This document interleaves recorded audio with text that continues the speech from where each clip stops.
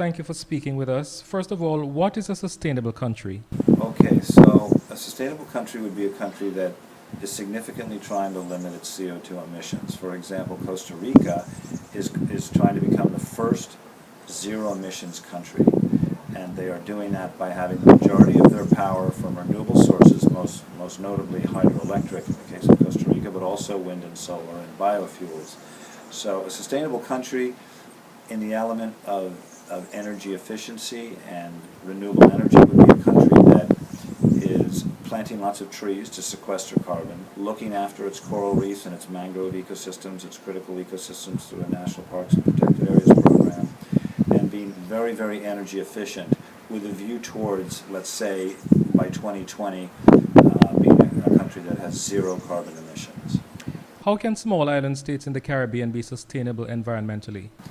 So the first thing, to me, you would want to do is to have a very strong National Parks and Protected Areas program, as we're working on right now through the Northeast Management Marine Area, as well as CEDES in the south, two very large parks which would encompass, it looked like, almost 40% of the marine environment. In fact, there's a Caribbean Challenge initiative throughout many Caribbean countries that began through the Prime Minister in Grenada, where many Caribbean countries are committing to having 20% of their marine areas well managed from a protection and conservation point of view by the year 2020. So the first thing would be protect your biodiversity.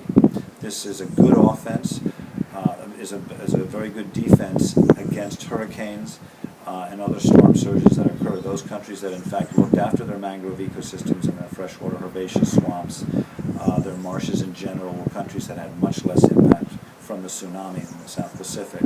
So protect your ecosystems. Second of all, be highly energy efficient. Try to encourage driving hybrid cars, fuel-efficient cars, and have a very good sustainable transport program where public transportation, which actually is a great poverty alleviation equalizer, helping the poor get to work in comfort and quickly. So energy efficient, protect your biodiversity would be the two key things towards being a sustainable country. What examples of environmental sustainability have you observed during your visit to Antigua? Okay, so I've seen, I've been traveling around with Ruth Spencer, who's a consultant who's working on having up to 10 solar photovoltaic electricity programs in community centers and churches and other outreach facilities.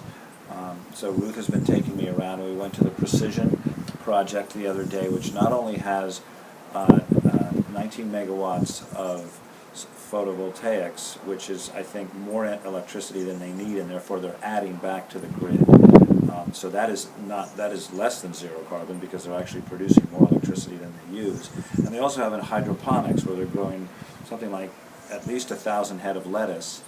And the idea is that we're looking towards possibly helping them expand that, because right now they're not using their pump as efficiently as they could. They could have almost 3 times the capacity and use the same electricity to pump the hydroponic water, which has got fertilizers added to it. So it's a highly efficient system, highly productive, and we're also thinking of a cold storage facility so that many of these fruits and vegetables that they'll be growing could be stored and processed and then moved out to be sold. I mean, there's tremendous opportunity for Antigua to grow all of its crops. The problem with for example, the tourism industry is that they need and they depend on supply being there when they need it.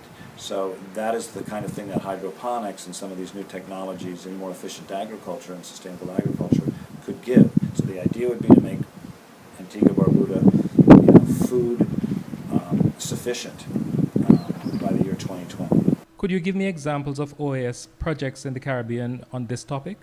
Well, this is the second phase of the Sustainable Communities in Central America in the Caribbean project.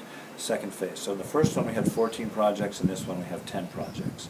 So let me give you a couple of examples in the Caribbean. In Dominica, we were supporting hydroelectric power, mini hydro plants, and also training and outreach on showing the people who live along river basins that they could have a mini hydro which could power their community.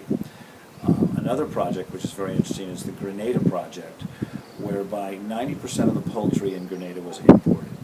The reason it's imported is because the cost of feed is so expensive. So there was a project where the local sanitary landfill gave the project land, and the person is going by the fish market and picking up all the fish waste, which was thrown into the bay earlier, but he's now picking that up and taking it to the sanitary landfill, where he has a plant where he cooks the fish waste and other waste, entrails and things, and turns it into poultry feed.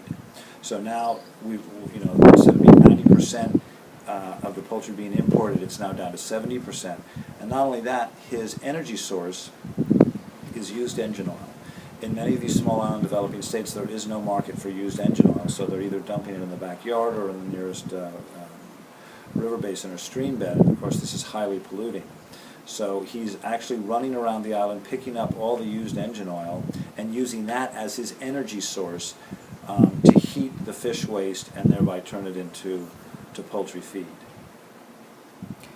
What advice would you give to Caribbean countries on the subject of renewable energy and energy efficiency? Okay, so we talked about photovoltaic. The first thing that needs to happen is there needs to be an enabling environment created in order to introduce renewables. In this case, mostly solar and wind. I mean, we were just talking right around this site here in Jabberwock Beach.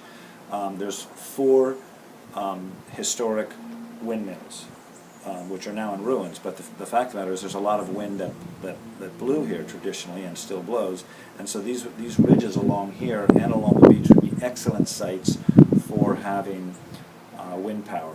I mentioned that 2.2 megawatts of installed capacity was recently put in Nevis, so that's one of the key projects. Curacao, Martinique,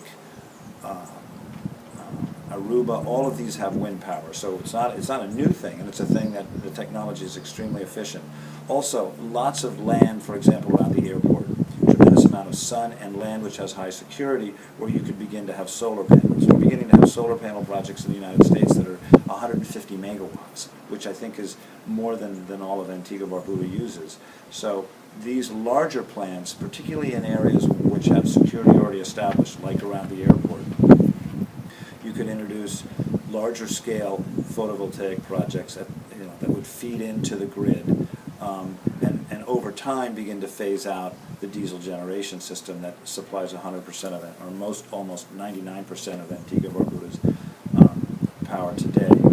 So there's wind and there's solar would be the most efficient uses for this island, as you don't have really geothermal facilities. Thank you very much.